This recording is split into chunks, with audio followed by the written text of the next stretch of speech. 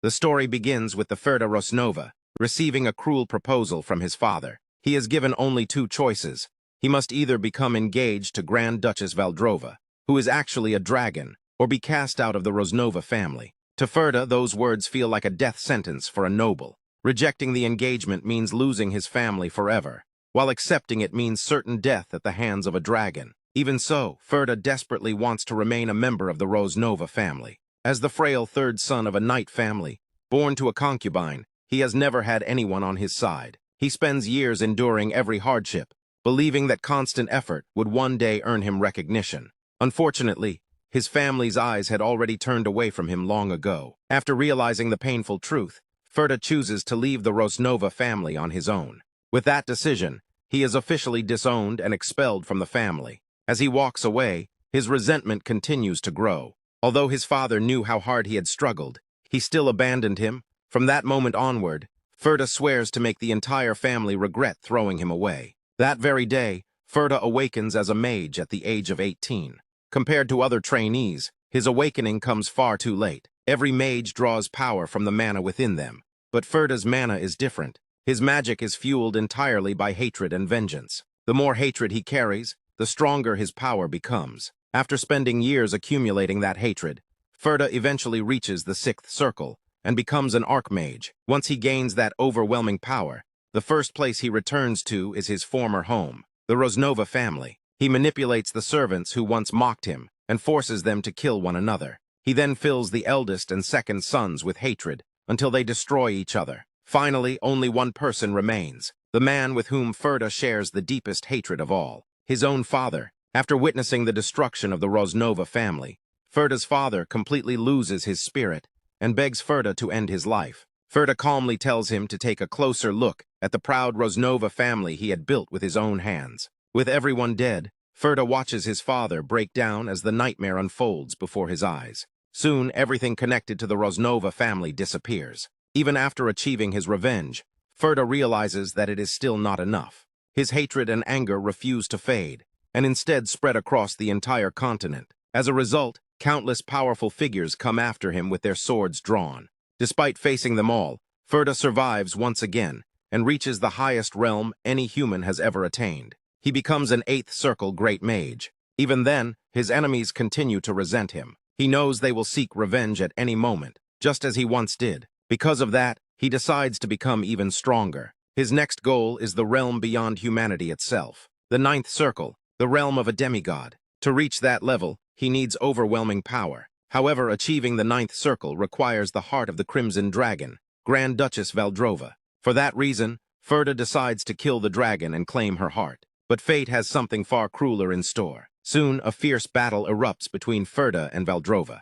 Both of them suffer severe injuries during the fight. Valdrova finds it ironic that the man who was once meant to become her fiancé has now come to kill her. Ferda declares that she should quietly die by his hands.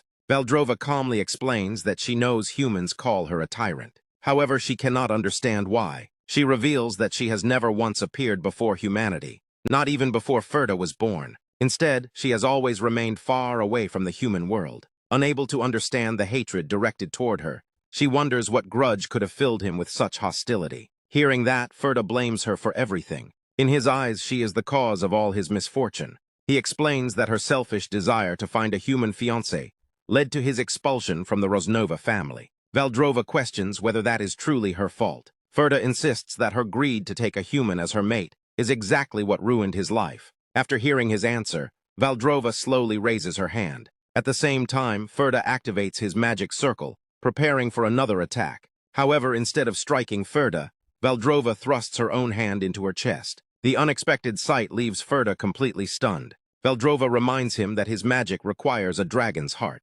Ferda immediately believes she is trying to destroy the heart. To him, that heart is the only chance to reach the 9th circle. Without hesitation, he attacks her once more. But to his surprise, Valdrova willingly offers her heart to him instead. Unable to understand her actions, Ferda questions why she would go this far. He realizes that even in her final moments, she could have easily killed someone like him. Valdrova admits that she knows she could have done so. However, she chooses not to because she believes he became miserable because of her. She then reveals the truth she has carried for a long time. She has always hated herself. She hated the vicious dragon blood flowing through her veins. She hated the uncontrollable urge to rage and destroy everything without reason. She hated the version of herself she could never stop. She believed her very existence only brought fear to others. She thought that if she simply died, everything would finally be resolved. Even so, she once wished to find happiness while still alive. She calls that wish a foolish dream that only caused suffering for countless people.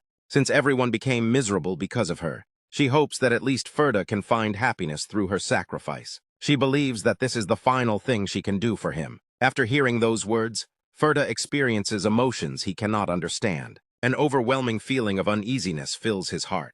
He convinces himself that Valdrova is merely trying to confuse him until the very end. He forces himself to remember why he came there. The ninth circle is finally within his reach. The essence of a dragon that has lived for ages now lies before him. By absorbing it, he believes he will surpass humanity itself. He believes he will be reborn as a demigod. With that conviction, Ferda absorbs Valdrova's heart. The moment he does, something strange begins happening to him.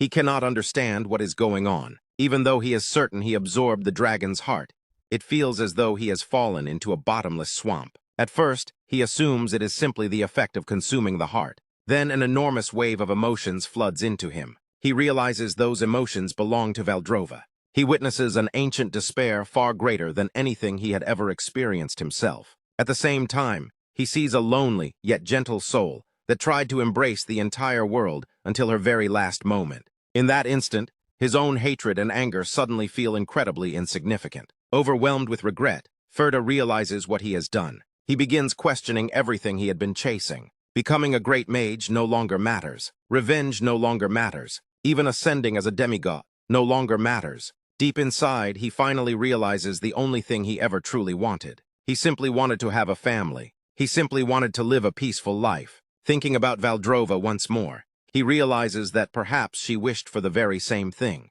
But that realization comes far too late. She has already died by his own hands. Now everything feels meaningless. At that moment, Ferda prepares to cast the one and only spell that a ninth circle mage can use. Suddenly, his eyes open. To his shock, he finds himself standing before his father once again. His father scolds him for ignoring him while he is speaking. Ferda is left speechless. He clearly remembers that his father had become crippled and eventually died. He immediately realizes that he has somehow returned to that very day. His father once again announces that Ferda's engagement to Duchess Valdrova has been decided. He also repeats that refusing the engagement will result in expulsion from the family. This time, however, Ferda steps forward without hesitation. Unlike before, he immediately accepts the engagement.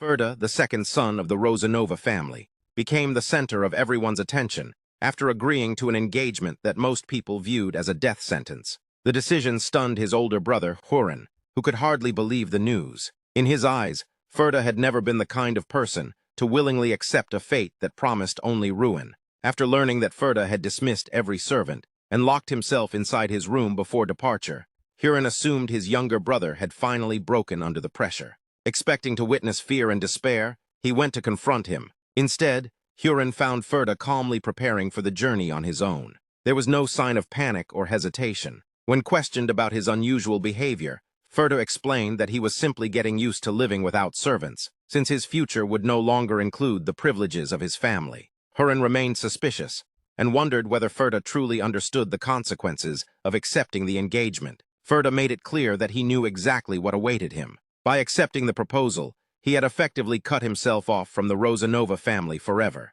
Hurin mocked his decision, insisting that the engagement was nothing more than a path toward destruction. He reminded himself of the grim history surrounding Valdrova's former grooms, whose position had never remained occupied for long. Long before, the first man chosen as Valdrova's groom had been the Empire's third prince. Gifted with exceptional intelligence and striking appearance, he had even abandoned his claim to the throne for the opportunity. Yet only one day after reaching Valdrova's territory, he was discovered in a horrifying condition.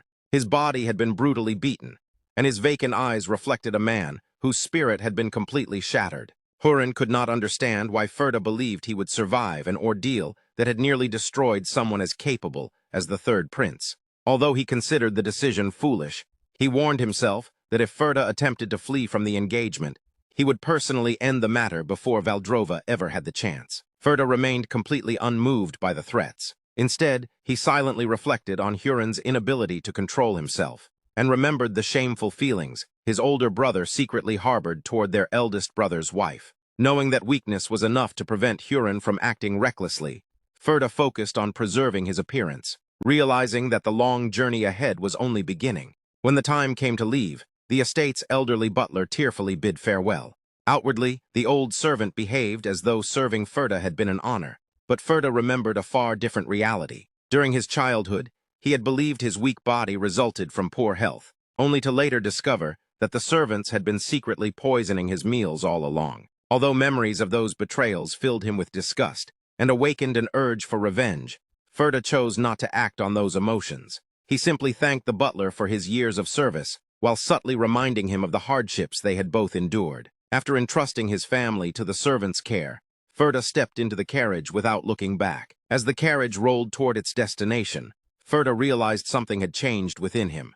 The burning hatred that once controlled every aspect of his life had finally disappeared. Having already taken revenge in another lifetime, he no longer carried the endless rage that had once consumed him. He reflected on the red magic fueled by hatred that he had relied upon in the past. At first, its intoxicating power had been exhilarating, but over time it became impossible to control. Like a dangerous addiction, it slowly poisoned both his mind and soul, until violence and destruction became the only emotions he could feel. Now, for the first time in years, he experienced genuine peace and found the quiet surprisingly comforting. Eventually, the carriage reached the border of Valdrova's territory. A lonely wooden sign stood at the forest entrance, warning outsiders that entry beyond that point was forbidden. After stepping down from the carriage, Ferda calmly waited with his luggage, while the frightened coachman hurried away, eager to leave the cursed place behind. Left alone, Ferda considered relying on simple fourth circle magic if wild beasts appeared.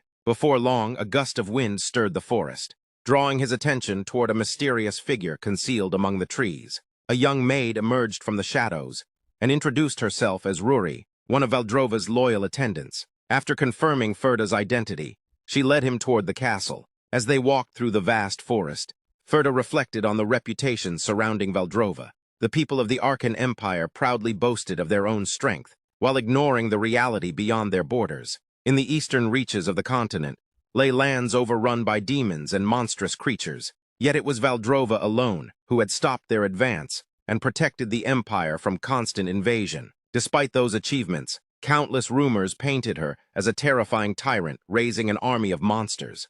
Ferda believed such accusations were deeply unfair, especially since those spreading the stories lacked the courage to confront the dragon directly. During their journey, wolves silently surrounded the path. Noticing Ferda's awareness of the danger, Ruri used protective magic that ensured the beasts would not attack while they remained together. Curious about the remaining distance, Ferda learned that reaching the castle would still require 2 hours of walking. When he questioned how Ruri had traveled the same route so quickly, he discovered that she could have reached the destination in only seconds by flying.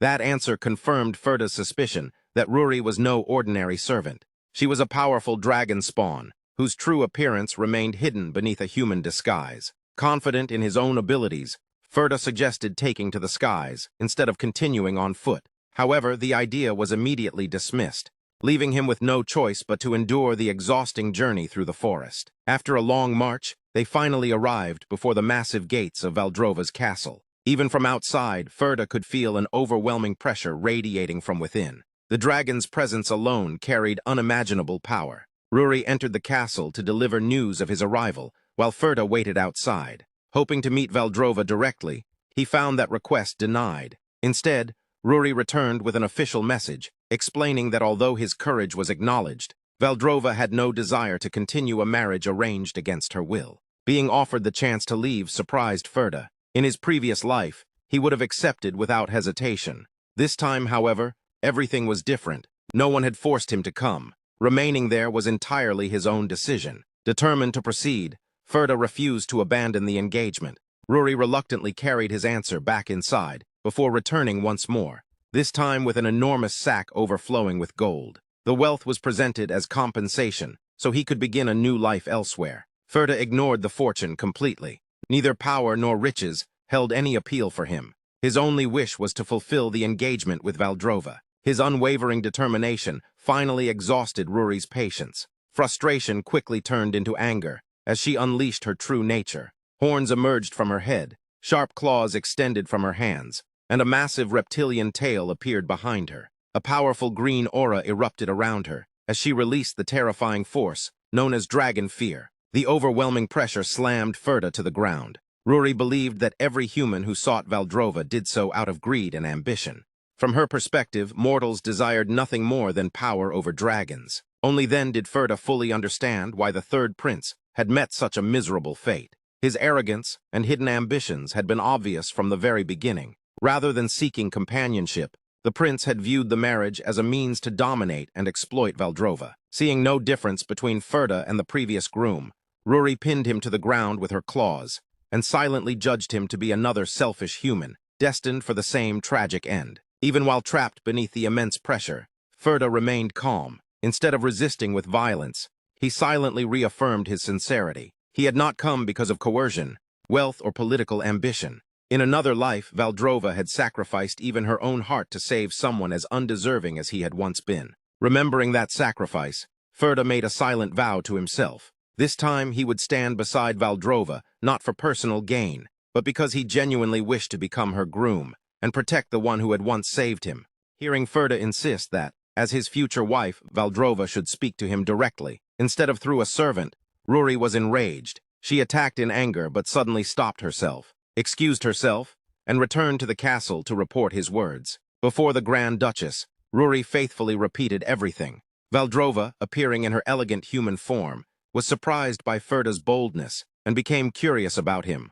Although Ruri criticized him as physically weak, she admitted he was handsome, and more importantly, unlike any ordinary human.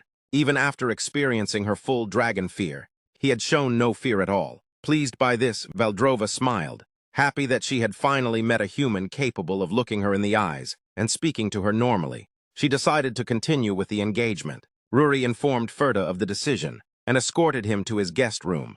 Ferda was surprised by how clean and well-maintained the castle was, learning that Ruri alone handled every task besides serving Valdrova. Since the marriage had not yet taken place, she insisted on treating him only as a guest. She explained that the engagement ceremony would be held 1 month later inside the dragon's lair. However, she imposed her own condition. During those 30 days, Ferda had to prove he was worthy of becoming Valdrova's partner. She admitted the challenge came from herself, not her mistress, because she refused to allow just anyone to remain by the dragon's side. Even with his frail body, he had to demonstrate genuine potential. Rather than feeling offended, Ferda admired Ruri's unwavering loyalty to Valdrova.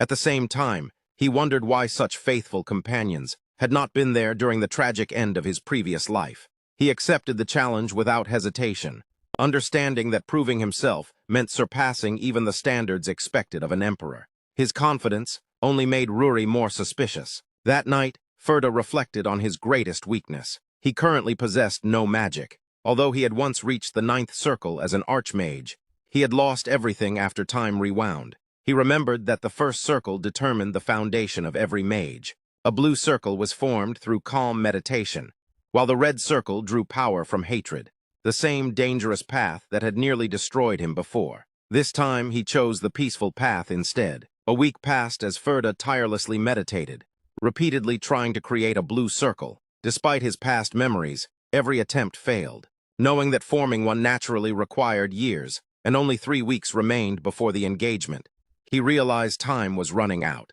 During one of his failed attempts, Ruri visited his room and noticed that he still seemed unchanged. While Ferda calmly continued eating and insisted he would eventually succeed, he privately admitted he needed another approach. Suddenly, a violent tremor shook the castle. Ruri explained that Valdrova was outside hunting monsters, invading from the eastern lands. Curious, Ferda decided he wanted to witness the battle himself. Ruri warned that an ordinary human could never withstand such a sight, and mocked the idea, but Ferda insisted that seeing the battle was the duty of the dragon's future companion. Reluctantly, Ruri carried him through the sky with her dragon wings. After landing on a cliff overlooking the battlefield, Ferda struggled with the overwhelming speed before turning his attention to the valley below. The scene left him speechless. A dark valley swarmed with gigantic monsters, and in the middle of the battlefield, Valdrova's enormous red dragon form dominated everything. She effortlessly tore through massive serpents with her claws,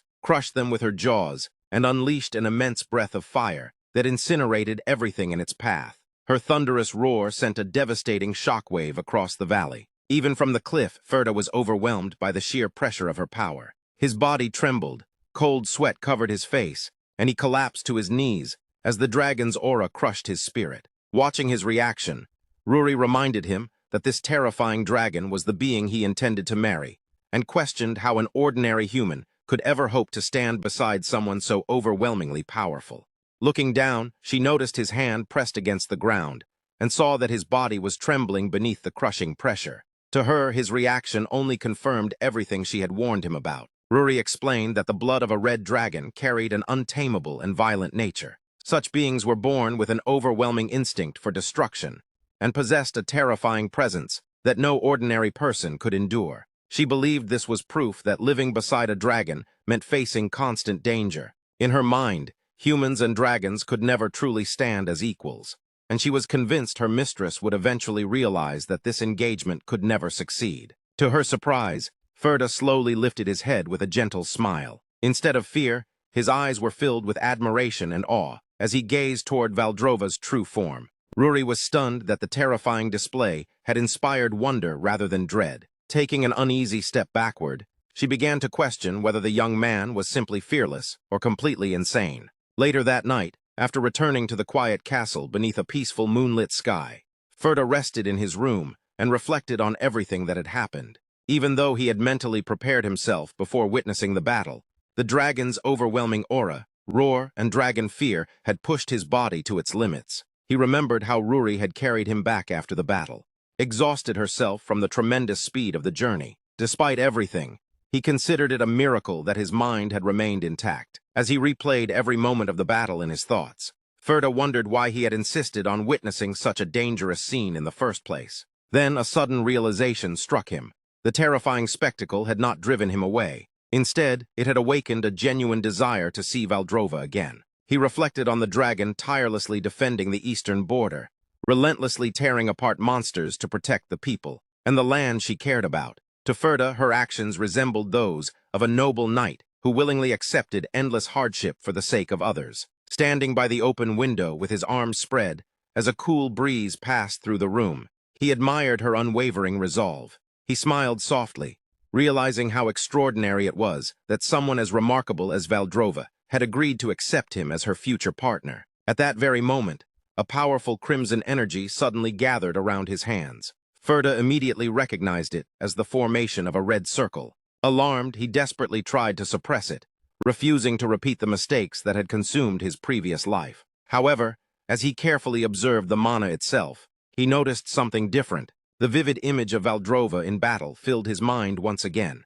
Her majestic figure, clad in crimson, as she fought fearlessly against impossible enemies, remained firmly engraved in his thoughts. As he focused on those memories, he realized the emotions flowing through his mana were completely unlike the hatred and desire for revenge that had fueled his magic before. Remaining seated in meditation, Ferda concentrated entirely on this unfamiliar feeling before it disappeared. He carefully compressed and rotated the red mana between his hands, maintaining absolute focus while the energy wrapped itself around his body. Pouring all of his determination into the process, he successfully formed a single magic circle. The moment it stabilized, Ferda smiled with satisfaction.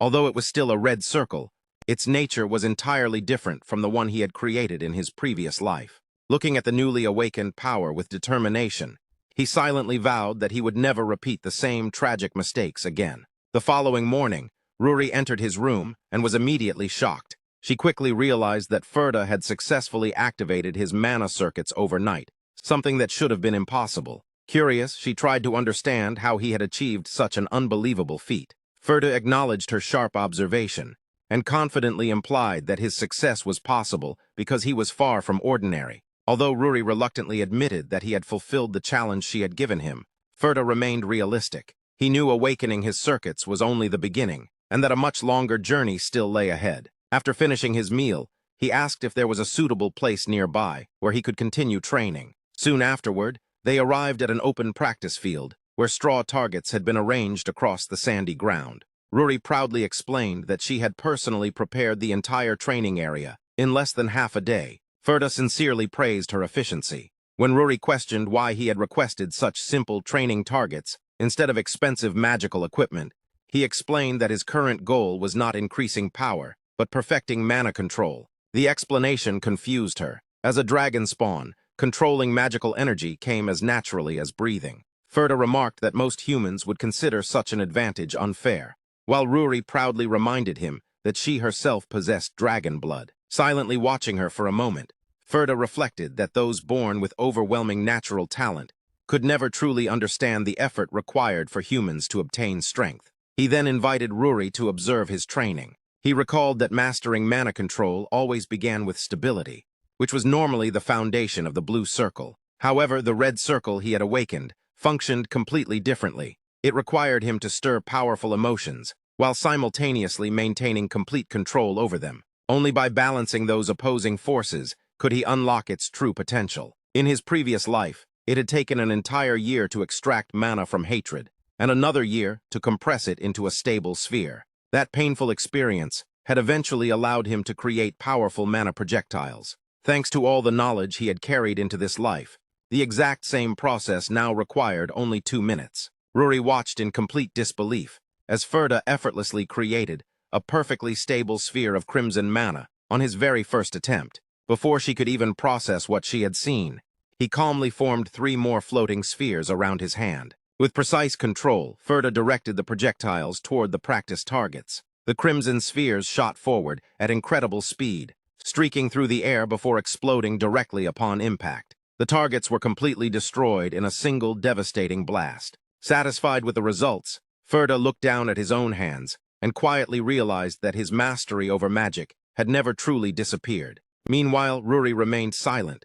carefully analyzing the flawless display she had just witnessed. Sometime later, Ruri met with Valdrova inside a cavern and reported everything she had observed regarding Ferda's unexpectedly rapid awakening as a mage. Since Valdrova was unfamiliar with human magical standards, she asked how impressive the achievement truly was. Ruri admitted that Ferda's performance had been nearly flawless. Rather than reassuring her, however, it made her even more suspicious. She believed no ordinary human could perform so perfectly without hiding something. Unable to fully understand him, she even wondered whether he simply possessed an unusual obsession with pain. Valdrova found it amusing that Ruri spoke so highly of a human's abilities, especially after initially opposing the engagement so strongly. Though reluctant, Ruri acknowledged that Ferda continued to exceed her expectations. Valdrova decided that she wanted to believe the sincerity Ferda had consistently shown toward her. Ruri, however, could not forget how deeply humans had hurt her beloved mistress in the past.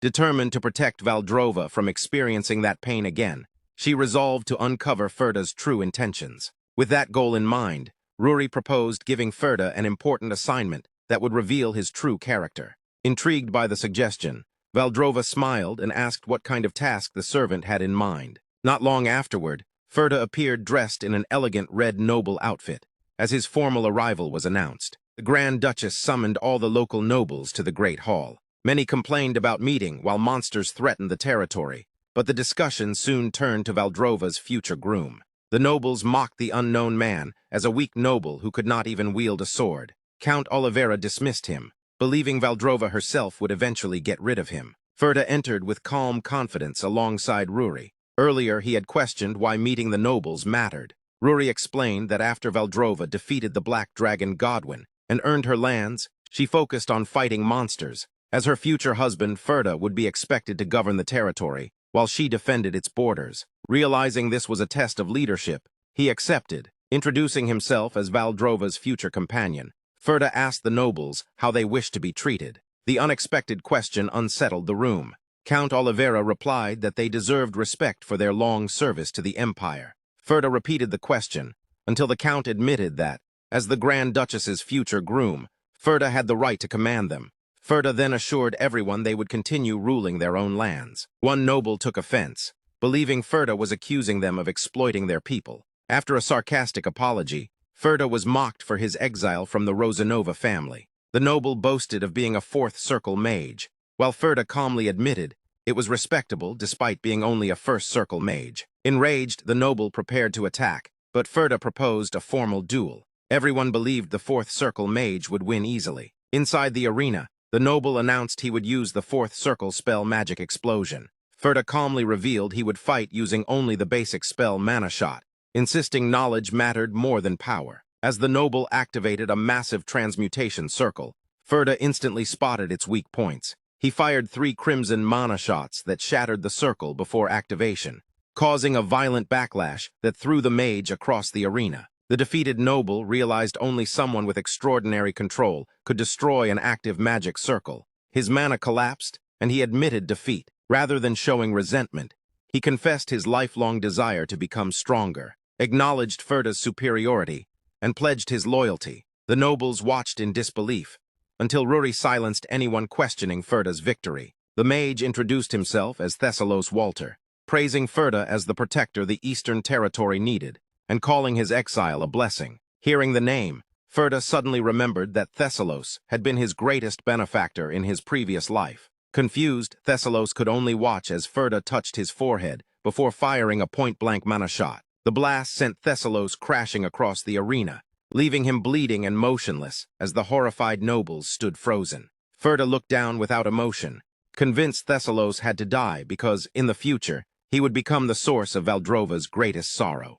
Ferda left the arena without sparing a single glance at the fallen noble behind him. His expression remained completely unchanged, as though taking a life had carried no emotional weight. The horrifying sight left every noble in attendance rooted to the spot.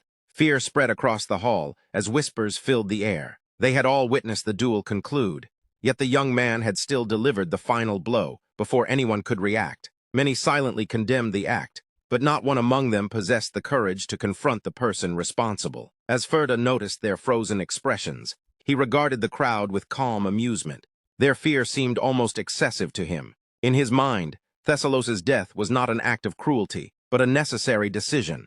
Allowing that man to survive would eventually bring unimaginable suffering to the Grand Duchess, making the execution unavoidable. Count Oliveira struggled to understand such reasoning. From his perspective, Ferda had only just met Thessalos, making such certainty impossible. The explanation that followed only deepened everyone's confusion. Ferda's thoughts centered entirely on Valdrova's wish to create a peaceful world where humanity could live without fear. Although she belonged to the dragon race, she continuously risked her own life to defend mankind from countless threats. Thessalos' future actions would betray everything she fought to protect. Unfortunately, the evidence for those crimes belonged to a future that had not yet arrived, leaving Ferda unable to justify himself with proof. The gathered nobles exchanged bewildered glances, convinced they were standing before a madman who had sentenced someone for crimes that had not even happened. Their opinions meant little to Ferda. Whether they accepted his reasoning or not made no difference to him. Later, a royal carriage raced along a rough dirt road, beneath the warm glow of the setting sun. Inside, Ferda leaned forward, while gripping his head as waves of dizziness and nausea overwhelmed him. His carefully aimed mana shot during the duel had exhausted nearly every drop of mana in his body, leaving him physically drained. The violent shaking of the carriage only made his condition worse. Unable to hide his discomfort, he silently wished the advanced magical vehicles from his previous life still existed. Ruri observed his miserable state with obvious sarcasm. She found it almost unbelievable that their very first visit to the Eastern Territory had ended with Ferda personally killing one of Valdrova's most trusted followers. Curious whether she truly meant Thessalos, Ferda questioned her further. Ruri confirmed that appearances could be deceiving, as the deceased lord had indeed shown great loyalty toward the Grand Duchess throughout the years. That revelation briefly concerned Ferda, prompting him to ask whether Thessalos had genuinely been an honorable ruler. Ruri offered a balanced answer. In her opinion, the lord had been neither completely righteous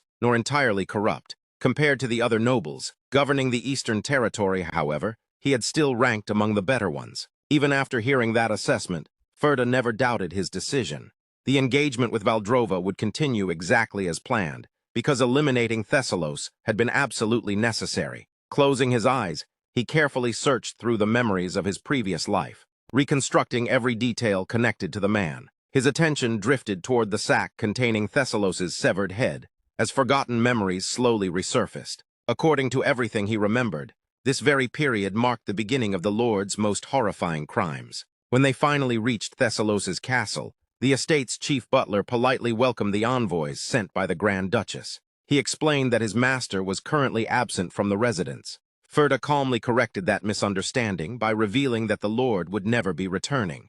Without hesitation, Ruri tossed the heavy sack into the bewildered butler's arms, before instructing him to keep hold of it. She further ordered that its contents be displayed prominently above the castle's main gate as a public warning. The butler cautiously opened the sack, only to collapse into complete panic after recognizing his master's severed head inside. His horror was completely ignored, as Ferda and Ruri proceeded directly toward Thessalos's private chambers, in search of hidden evidence. Their objective was to uncover proof of corruption. Ferda casually reminded Ruri that retrieving the head from the battlefield had already provided valuable assistance. Although she jokingly threatened to reverse that favor, and even cancel the engagement, the conversation immediately shifted, after Ferda noticed something unusual beneath the bed. Closer inspection revealed the outline of a concealed entrance, hidden beneath the wooden floor. He carefully searched for the mechanism that would unlock it, but the process took longer than expected. Growing impatient, Ruri ordered him to move aside. She simply clenched her fist before delivering an overwhelming punch that completely shattered the wooden floor. The impact blasted open the hidden passage in an instant. After brushing away the dust, she calmly announced that the entrance was now open. Together, they descended the narrow stone staircase, leading deep beneath the castle. With every step, the air grew colder and heavier, until an unbearable odor of blood and decay overwhelmed their senses. Both instinctively covered their noses as they entered a horrifying underground laboratory. The hidden chamber contained countless surgical tools scattered across blood-stained tables. Human remains and monster corpses had been grotesquely combined through horrifying experiments. Ferda immediately recognized the location as Thessalos's secret research facility. Behind the respected noble's public image had existed a devoted follower of the Demon King who secretly practiced forbidden necromancy. Among the horrific discoveries, Ferda noticed one of the territory's soldiers chained inside the laboratory. His body had become the subject of cruel experimentation, as monster organs were surgically attached to human flesh. Even Ruri, who rarely displayed emotion, could barely contain her fury after witnessing such unimaginable cruelty. Thessalos had crossed every possible moral boundary, making his execution seem completely justified.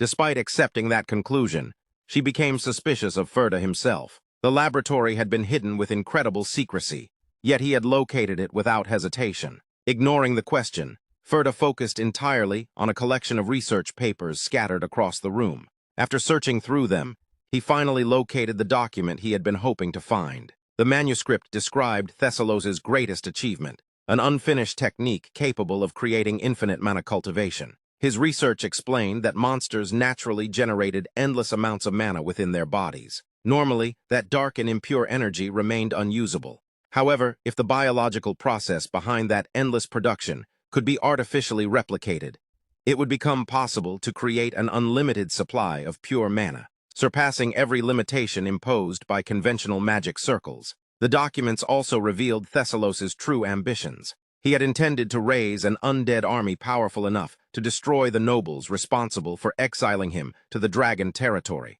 His ultimate dream had been to ascend beyond ordinary mages and become an archmage through forbidden means. Those pages awakened memories Ferda desperately wished to forget.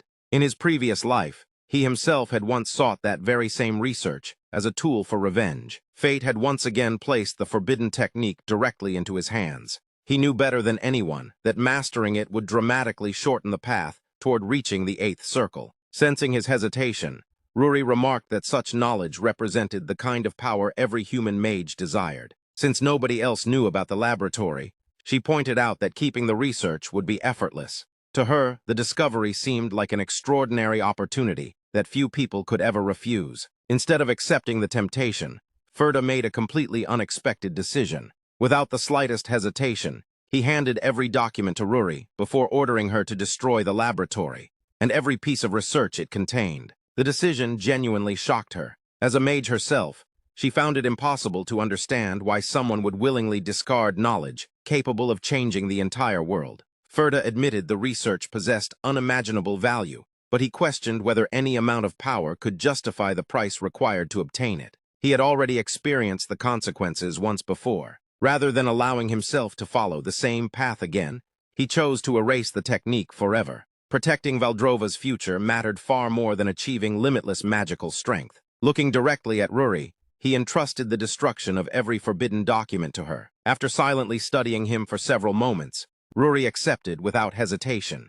Brilliant blue dragon flames burst from her hand before instantly engulfing the papers. The supernatural fire rapidly spread throughout the underground laboratory, reducing every manuscript, every experiment, and every mutilated corpse to ashes. Ferda quietly watched the flames consume everything. He understood better than anyone that magic always reflected the heart of its creator. Thessalos's mana had become thoroughly corrupted by years of hatred, resentment, and obsession. Long ago, Ferda himself had carried almost identical emotions within his own heart. If he embraced this research, he knew those same feelings would eventually consume him once again. Remembering the person he had once been, Ferda recalled surviving only by constantly feeding his hatred. For the first time in a long while, that painful memory no longer weighed as heavily upon him. Watching the ashes drift through the burning laboratory, he felt a quiet sense of relief as the last traces of that dangerous legacy disappeared forever. Ruri observed him carefully. Until then, she had viewed Ferda as an unpredictable and dangerously unstable individual, but his actions had begun to challenge that impression. Although she still found him impossible to understand, her opinion slowly started to change. With the laboratory completely consumed by dragonfire, Ruri suggested leaving the damp underground chamber behind. There was little reason to remain surrounded by the smell of blood and death, especially with the Grand Duchess's engagement ceremony drawing near. Hearing that reminder, Ferda's exhausted expression finally gave way to genuine anticipation, as his thoughts turned toward meeting his future bride once again. This is the end of the video. If you guys want to see the next part, then don't forget to subscribe and like the video.